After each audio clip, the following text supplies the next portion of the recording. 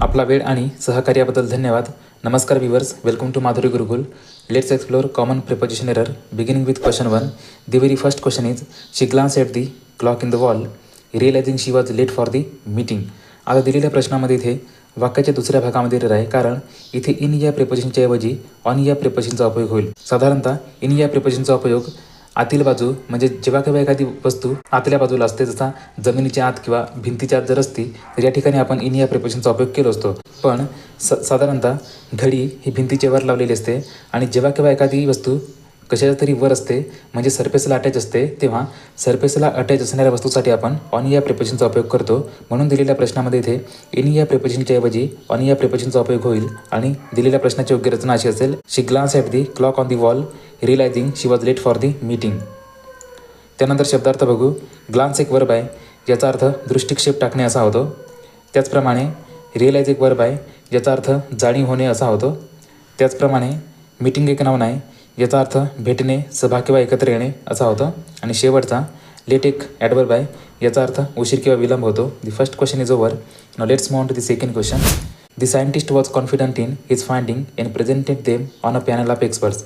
आता दिलेल्या प्रश्नामध्ये इथे वाक्याच्या तिसऱ्या भागामध्ये एरर आहे. इथे ऑन या प्रिपोजिशनच्या ऐवजी टू या प्रिपोजिशनचा उपयोग होईल, कारण या ठिकाणी सायंटिस्ट अलग व्यक्ती आहेत आणि पॅनल ऑफ एक्सपर्ट्स म्हणजे विशेषज्ञांचा गट अलग व्यक्ती आहेत. आता दिलेल्या प्रश्नामध्ये सायंटिस्टने लावलेल्या शोधाचा प्रेझेंटेशन देणारे लोक सायंटिस्ट आहेत आणि ज्यांच्यासमोर प्रेझेंटेशन दिलं जात आहे ते पॅनल ऑफ एक्सपर्ट म्हणजे विशेषज्ञांचा गट आहे.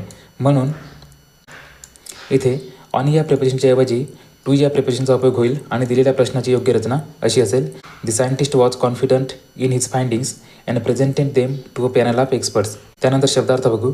कॉन्फिडंट एक ॲडजेक्टिव्ह आहे, ज्याचा अर्थ आत्मविश्वासपूर्ण असा होतो. त्यानंतर प्रेझेंट एक वर्ब आहे, याचा अर्थ सादर करणे होतो. त्यानंतर पॅनल एक नाउन आहे, याचा अर्थ मंडळ किंवा गट होतो आणि त्याचप्रमाणे पॅनल एक समूहवाचक नाम आहे. त्यानंतर शेवटचा एक्सपर्ट एक नाउन आहे, याचा अर्थ विशेषज्ञ किंवा कुशल व्यक्ती होतो. The company decided to outsource some of its operation so far as to reduce cost. आता दिलेल्या प्रश्नामध्ये रिड्यूस कॉस्ट एक आपला इंटेन्शन आहे किंवा पर्पज आहे आणि इंटेन्शन किंवा पर्पज इंडिकेट करण्याकरिता आपण इन ऑर्डर टू या फ्रेजचा उपयोग करतो. म्हणून दिलेल्या प्रश्नामध्ये इथे सो फार ॲज या प्रिपोजिशनल फ्रेजच्या ऐवजी इन ऑर्डर टू या प्रिपोजिशनल फ्रेजचा उपयोग होईल आणि दिलेल्या प्रश्नाची योग्य रचना अशी असेल, the company decided to outsource some of its operation in order to reduce cost. त्यानंतर शब्दार्थ बघू. डिसाईड एक वर्ब आहे, याचा अर्थ ठरवणे किंवा निर्णय घेणे होतो. त्याचप्रमाणे इन ऑर्डर टू या प्रिपोजिशनल फ्रेजचा अर्थ होतो च्या हेतूने. तिसरा ऑपरेशन एक नाउन आहे, याचा अर्थ संचालन किंवा व्यापार होतो. आणि शेवटचा रिड्यूस एक वर्ब आहे, याचा अर्थ कमी करणे असा होतो. Question. Having graduated by university she felt prepare to embark on her career. आता दिलेल्या प्रश्नामध्ये इथे वाक्याच्या पहिल्या भागामध्ये एरर आहे. इथे बाय या प्रिपोजिशनच्या ऐवजी फ्रॉम या प्रिपोजिशनचा उपयोग होईल, कारण बाय या प्रिपोजिशनचा उपयोग कंप्लीशन ऑफ टाईम म्हणजे दिलेल्या प्रश्नामध्ये जर ग्रॅज्युएशनचा कंप्लीशन ऑफ टाईम इंडिकेट करायचा असता तर आपण बाय या प्रिपोजिशनचा उपयोग केला असतो. पण आपल्याला कोणत्या इन्स्टिट्यूटमधून किंवा कोणत्या संस्थेमधून ग्रॅज्युएट झाला आहे म्हणजे ग्रॅज्युएशनचा सोर्स किंवा ओरिजिन इंडिकेट करायचा आहे आणि एखाद्या घटनेचा किंवा वस्तूचा सोर्स किंवा ओरिजिन इंडिकेट करण्याकरिता आपण फ्रॉम या प्रिपोजिशनचा उपयोग करतो. म्हणून दिलेल्या प्रश्नामध्ये इथे बाय या प्रिपोजिशनच्या ऐवजी फ्रॉम या प्रिपोजिशनचा उपयोग होईल आणि दिलेल्या प्रश्नाची योग्य रचना अशी असेल, having graduated from university she felt prepare to embark on her career. त्यानंतर व्होकॅब्युलरी बघू. ग्रॅज्युएट एक नाउन आहे, याचा अर्थ स्नातक किंवा पदवीधर होतो. त्याचप्रमाणे युनिव्हर्सिटी एक नाउन आहे, याचा अर्थ विद्यापीठ असा होतो. त्यानंतर प्रिपेअर एक वर्ब आहे, याचा अर्थ तयारी करणे होतो. आणि शेवटचा इम्बार्क एक वर्ब आहे, याचा अर्थ प्रारंभ करणे होतो. Next question. He accused me by stealing his phone but I denied the allegation completely. आता दिलेल्या प्रश्नामध्ये इथे वाक्याच्या पहिल्या भागामध्ये एरर आहे.